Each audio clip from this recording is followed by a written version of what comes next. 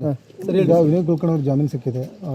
ಮುಂದೆ ನಿಮ್ಮ ನಿರ್ಧಾರಗಳು ಯಾವ ರೀತಿ ಇರುತ್ತೆ? ನಾವು ಈಗ ವಿಚಾರ ಮಾಡಿದ್ದೀವಿ ರೀ. ನಮ್ಗೆ ವಕೀಲರು ನಮಗೆ ಫೋನ್ ಹಚ್ಚಿ ಹಿಂಗೆ ಜಾಮೀನು ಸಿಕ್ಕೈತೆ ಅಂತೇಳಿ ಹೇಳಿದರು. ಅದ್ರ ಪ್ರಕಾರ ನಾನು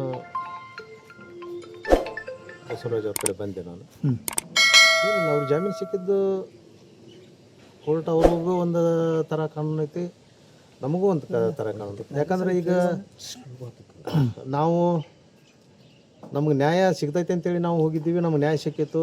ಈಗ ಅವ್ರು ಅದ್ರ ಪ್ರಕಾರ ಅವ್ರು ಹೈಕೋರ್ಟಿಗೆ ಹೋದಾಗ ಅವ್ರಿಗೆ ಇದು ಸಿಕ್ಕೈತೆ ಅಂತಂದ್ರೆ ನಮಗೂ ಏನು ದೊಡ್ಡದಲ್ಲ. ನಾವು ಸುಪ್ರೀಂ ಕೋರ್ಟ್ ಐತಿ, ನಮಗೂ ಇನ್ನೂ ಚಾನ್ಸ್ ಐತಿ, ನಾವು ಸುಪ್ರೀಂ ಕೋರ್ಟ್ಗೆ ಹೋಗ್ತೀವಿ, ನಾವು ಅಪೀಲ್ ಮಾಡ್ತೀವಿ. ನಿರೀಕ್ಷೆ ಮಾಡಿದ್ರೆ ಹಿಂಗಾಗತ್ತೆ ಅಂತೇಳಿ ನಮ್ಮ ಹಿಂಗೆ ಆಗೋದಿಲ್ಲ, ಆಗ್ತೈತಿ ಅಂತೇಳಿ ನಿರೀಕ್ಷೆ ನಮಗೇನು ಇದ್ದಿದ್ದಿಲ್ಲ.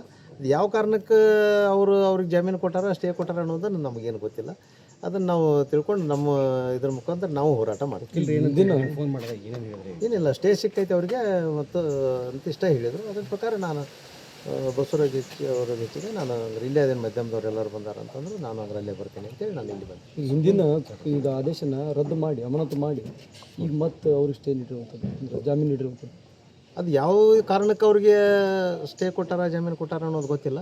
ಅದನ್ನ ತಿಳ್ಕೊಂಡು ನಾವು ಅವ್ರಿಗೆ ಸುಪ್ರೀಂ ಕೋರ್ಟಿಗೆ ನಾವು ಅದನ್ನು ಅಪೀಲ್ ಮಾಡ್ತೀವಿ. ಈಗ ಸ್ಟೇ ಅದು ತಾತ್ಕಾಲಿಕ ಹಾಂ ರೀ, ಹೇಳಿ ಸರ್. ಅವರು ಅದನ್ನು ನೋಡ್ಕೊಂಡು ನಾವು ಇದು ಮಾಡ್ತೀವಿ.